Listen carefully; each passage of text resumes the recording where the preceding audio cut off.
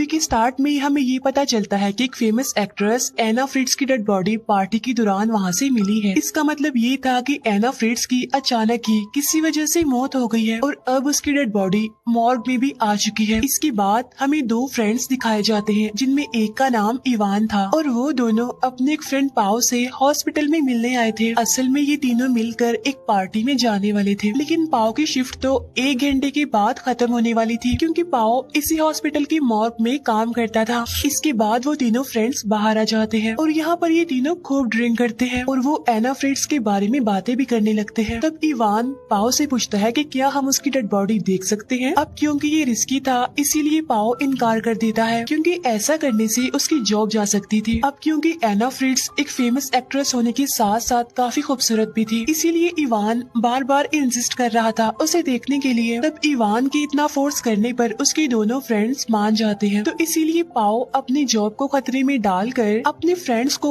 एक ऐसी जगह पर ले आता है जहाँ पर किसी का भी जाना अलाउड नहीं था। इसके बाद वो तीनों फाइनली मॉर्ग में आ जाते हैं जहाँ पर पाओ एक डेड बॉडी के पास जाकर खड़ा हो जाता है और वो कहता है कि ये एना फ्रिट्ज की डेड बॉडी है। लेकिन जैसे ही पाओ डेड बॉडी से कपड़ा हटाता है तो वो तो एक बूढ़ी औरत की डेड बॉडी होती है, जिसे देखकर इवान और उसका दूसरा फ्रेंड डर जाते हैं। असल में पाओ इन दोनों के साथ मजाक कर रहा था। इसके बाद पाओ आता है एना फ्रिट्ज की असली डेड बॉडी के पास। तो पाओ उसके फेस से कपड़ा हटाता है और अपने फ्रेंड्स को एना फ्रिट्ज दिखाता है। एना सच में ही बहुत खूबसूरत थी, जिसे देखकर इवान उसकी डेड बॉडी से कपड़ा और नीचे करता है क्योंकि उसे यकीन नहीं आ रहा था कि वो इतनी फेमस एक्ट्रेस की डेड बॉडी के पास खड़ा हुआ है। तो इसीलिए वो एना फ्रिट्ज की बॉडी को टच करने लगता है। अब इवान की दोनों फ्रेंड्स को ये बात काफी अजीब लगती है क्योंकि किसी डेड बॉडी के साथ ऐसा करना अच्छी बात नहीं थी। तब इवान जानबूझकर अपने फ्रेंड को भी एना को टच करने के लिए कहता है और तब इवान का फ्रेंड ऐसा ही करता है। लेकिन इसके बाद तो इवान सारी लिमिट से क्रॉस कर देता है। वो कहता है कि मैं एना के क्लोज आना चाहता हूँ सिर्फ एक बार। तब इवान का फ्रेंड उसे ऐसा करने से मना करता है, लेकिन इवान तो जैसे जिद पर ही अड़ गया था। इवान ऐसा इसीलिए करना चाहता था क्योंकि उसके नजदीक वो एक फेमस एक्ट्रेस थी जो कि बहुत खूबसूरत थी, फिर चाहे वो जिंदा हो या फिर मरी हो, इससे उसे क्या फर्क पड़ने वाला था। तब पाओ उन दोनों को बताता है कि मैंने भी एक बार ऐसा किया था और वो इवान को कहता है कि अब तुम जैसा एना फ्रिट्ज के साथ करोगे मैं भी वैसे ही करूँगा। लेकिन उन दोनों का जो फ्रेंड था सिर्फ उसे ही लग रहा था कि ये चीज गलत है और उन्हें ऐसा नहीं करना चाहिए। लेकिन अब क्योंकि वो अपने फ्रेंड्स के साथ था तो इसीलिए उसको अपने फ्रेंड्स की बात माननी पड़ती है। बेशक वो अपने फ्रेंड्स की तरह ऐसा ना करे लेकिन उसे सहना पड़ेगा, देखना पड़ेगा सब। इसके बाद ये तीनों ड्रग्स लेते हैं। फिर इसके बाद पाओ और उसका दूसरा फ्रेंड एक अलग रूम में आ जाते हैं और उधर इवान एना की डेड बॉडी के क्लोज आता है। तब इवान की बात पाओ जाता है और वो भी ऐसा ही करता है। लेकिन तभी अचानक से हम बड़ी हैरान कर देने वाली चीज देखते हैं और वो ये कि अचानक से एना की आईज खुल जाती हैं। वो दोबारा जिंदा हो गई थी और अपने पूरे सेंसेस में थी। लेकिन पाओ को भी इस बात का पता नहीं चलता कि एना फ्रिट्ज अब जिंदा हो गई है। लेकिन जब उसे इस बात का पता चलता है तो वो डर जाता है और चिल्लाने लगता है। तब उसके चिल्लाने की आवाज सुनकर इवान और उसका फ्रेंड भी वहाँ पर आ जाते हैं। तब पाओ उन्हें बताता है कि एना फ्रिट्ज अब जिंदा हो गई है। एना को जिंदा देखकर पाओ और इवान काफी घबरा जाते हैं क्योंकि एना को पता था कि उन दोनों ने ही उसके साथ ऐसा किया। तो जाहिर सी बात है कि एना बाहर जाकर ये बात पुलिस को बता देगी कि मॉर्ग में उसके साथ क्या किया इन लोगों ने। तब ये सोचकर इवान एना को मारने का प्लान बनाता है क्योंकि वो किसी भी किस्म का रिस्क लेना नहीं चाहता था। लेकिन यहाँ पर इवान का फ्रेंड एना की हेल्प करता है और वो उसे कपड़े में लपेट देता है। यहाँ पर इवान का फ्रेंड उसकी इस बात से एग्री नहीं करता कि एना को मारा जाए क्योंकि ऐसे कैसे वो किसी का मर्डर कर सकते हैं। तब इवान का फ्रेंड उससे कहता है कि तुमने एना के साथ ऐसा किया तो इस बात की सजा तो तुम्हें मिलनी ही चाहिए ना। तब इस बात की वजह से इवान और उसके फ्रेंड की लड़ाई हो जाती है और इस लड़ाई में इवान अपने फ्रेंड को बहुत मारता है। तब पाओ आकर उन दोनों की लड़ाई छुड़वाता है। तभी इवान को रियलाइज होता है कि उसने अपने फ्रेंड को इतना ज्यादा मारा है जिसकी वजह से उसके फ्रेंड के सर में काफी गहरी चोट लगी है और उसके सर से काफी खून भी निकल रहा है। तो इसीलिए उसके दोनों फ्रेंड्स उसे फर्स्ट एड देने का सोचते हैं। लेकिन हम देखते हैं कि जब पाओ का एक कुलीग एक डेड बॉडी को लेकर यहाँ पर आया था तो ये तीनों उसे देखकर चुप गए थे। तब पाओ के कुलीग ने डेड बॉडी को वहाँ पर रखा। इसके बाद वो उस मुर्दा घर को लॉक लगाकर वहाँ से चला गया। इट्स मीन अब ये तीनों यहाँ से बाहर नहीं जा सकते थे। तो जाहिर सी बात है वो अपने फ्रेंड को भी फर्स्ट एड नहीं दे सकते थे। यहाँ पर ऐना भी खुद को बचाने के लिए कुछ नहीं कर सकती थी क्योंकि वो काफी घंटों के बाद दोबारा जिंदा हो गई थी। तो इसीलिए उसकी लेग्स तो बिल्कुल बेजान थी और उसके हाथ भी मूव नहीं कर रहे थे। फिर पाओ और इवान ऐना और अपने फ्रेंड को एक दूसरे रूम में ले आते हैं। इसके बाद पाओ अपने कपड़े चेंज कर लेता है लेकिन तभी उसका कुलीग भी वहाँ पर आ जाता है। तब ऐना चिल्लाकर उसे बताने की कोशिश करती है कि मैं जिंदा हूँ और खतरे में हूँ, लेकिन इवान ये बोलने से पहले ही उसके मुंह पर हाथ रख कर उसका मुंह बंद कर देता है। इसके बाद पाओ अपने कुलीग के साथ वहाँ से चला जाता है। इवान का फ्रेंड बिल्कुल भी सांस नहीं ले रहा था जिसे देखकर इवान काफी घबरा जाता है। तब ऐना कहती है कि शायद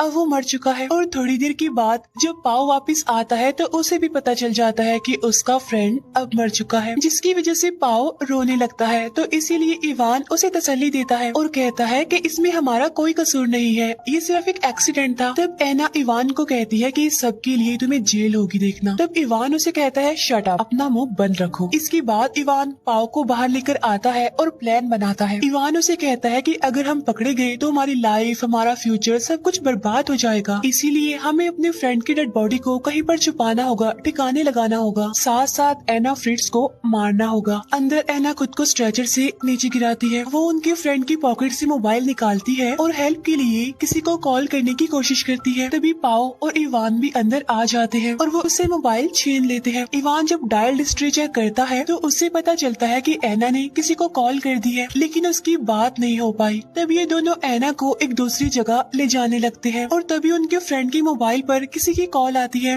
और ये उसी पर्सन की कॉल थी जो नंबर ऐना ने डायल किया था। असल में ऐना ने अपने फादर को कॉल की थी और जैसे इवान कॉल पिक करता है तो ऐना चिल्लाकर अपने फादर को बुलाती है और उनसे हेल्प मांगती है, लेकिन पाओ उसके मुंह पर हाथ रखकर उसका मुंह बंद कर देती है कि बाय मिस्टेक कॉल हो गई थी, रॉन्ग नंबर, और ये कहकर वो फोन बंद कर देता है। तब इवान ऐना को मॉर्ग में लाकर उसे जोर से स्लैप करता है, जिस पर ऐना उसे कहती है कि तुम्हें इस बात की सजा जरूर मिलेगी। तब इवान चिल्लाकर ऐना को कहता है कि मत भूलो, अभी थोड़ी देर पहले तुम एक डेड बॉडी थी और अब मैं तुम्हें दोबारा डेड बॉडी बनाने लगा हूँ। इसके बाद इवान कंटेनर लेने के लिए वहाँ से बाहर चला जाता है ताकि वो अपने फ्रेंड की डेड बॉडी को उसमें डालकर कहीं पर ले जा सके। पीछे से पाओ भी ऐना के हाथ पैर बांधने लगता है। तब ऐना उसे कहती है कि तुम्हें इवान का साथ देने की कोई जरूरत नहीं है क्योंकि तुम्हारा कोई कसूर नहीं है, क्योंकि तुमने कुछ नहीं किया, सब कुछ उसी ने किया है और वो एक झूठा इंसान है और उसने ही तुम्हारे फ्रेंड को मारा है। जिस पर पाओ कहता है कि हाँ ठीक है, लेकिन वो तो एक एक्सीडेंट था। जिस पर ऐना उसे कहती है कि नहीं, ऐसा नहीं है, असल में जब तुम अपनी कोलीग के साथ बाहर गए थे तो इवान ने अपने फ्रेंड का गला घोंटकर उसे मार दिया। तब अचानक से पाओ इस बारे में सोचने लगता है, लेकिन तभी वो ऐना के मुंह पर टेप लगाकर उसका मुंह बंद कर देता है।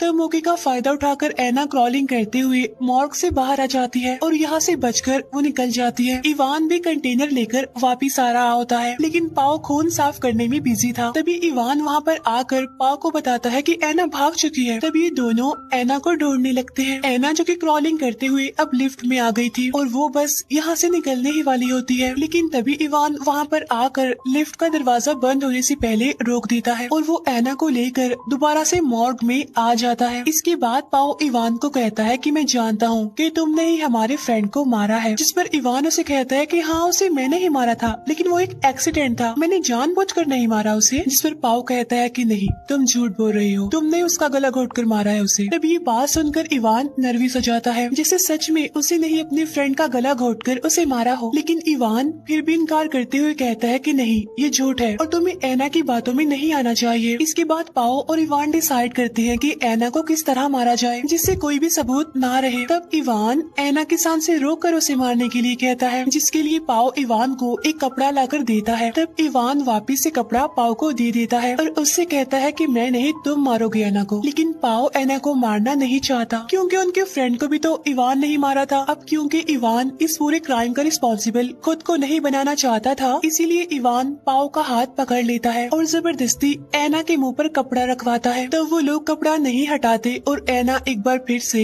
मर जाती है। इसके बाद वो एना की बॉडी को स्ट्रेचर पर रखते हैं और अपने फ्रेंड की डेड बॉडी को कंटेनर में डाल देते हैं। तब इवान उस कंटेनर को लेकर वहाँ से चला जाता है। उधर पाओ भी एना की बॉडी को साफ करने लगता है। इवान अपने फ्रेंड की डेड बॉडी को एक जगह पर फेंक कर वापिस आने लगता है। पाओ ने एना की बॉडी को अच्छे से साफ कर दिया था और वो बस जाने ही वाला था, लेकिन जाने से पहले पाओ एक बार एना के मुंह से कपड़ा हटाता है और वो दिखता है कि एना अभी जिंदा है। तब पाओ एना को कहता है कि चुप रहना और रिलैक्स भी। अब यहाँ पर सवाल ये उठता है कि एना तो मर चुकी थी, तो फिर वो दोबारा जिंदा कैसे हो गई? असल में एना जब पाओ को ये कह रही थी कि सारा कसूर इवान का है, तुमने कुछ नहीं किया, तो तभी इन दोनों यानी एना और पाओ ने प्लान बनाया। प्लान के मुताबिक जब एना का दम घुटने ही वाला था तो उससे पहले उसने ऐसे ही रिएक्ट किया जैसे वो सच में मर चुकी हो, और यहाँ पर उसने मरने की इतनी अच्छी एक्टिंग की कि इवान को उसका पता ही नहीं चला। इसके बाद इवान भी मॉर्ग में वापस आ चुका था। इसके बाद वो दोनों फ्रेंड वहाँ से निकलने लगते हैं। तब जाने से पहले इवान अपना वॉलेट चेक करता है, लेकिन उसमें उसका आईडी कार्ड नहीं था। तब इवान अपना आईडी कार्ड लेने के लिए वापस से मॉर्ग में आता है। अब यहाँ पर पाओ उसे रोकने की कोशिश करता है, लेकिन इवान अंदर आ जाता है और वो भी देख लेता है कि एना फ्रिट्ज अभी जिंदा है। तब एना को जिंदा देखकर इवान पाओ पर काफी गुस्सा करता है और वो उसका गला घोटने लगता है। अब क्योंकि इवान अपने पहले दोस्त की तरह पाओ को मारना नहीं चाहता था, इसीलिए वो उसे छोड़ देता है, लेकिन तभी एना एक सीजर से इवान के गले पर स्टैब करती है, जिससे उसका गला कट जाता है और थोड़ी देर के बाद इवान की मौत हो जाती है। तब ये देखकर पाओ एना को कहता है कि हमने ऐसा नहीं करना था। तब एना पाओ को भी स्टैब करके उसे भी जान से मार डालती है और इसी के साथ ये मूवी यहीं पर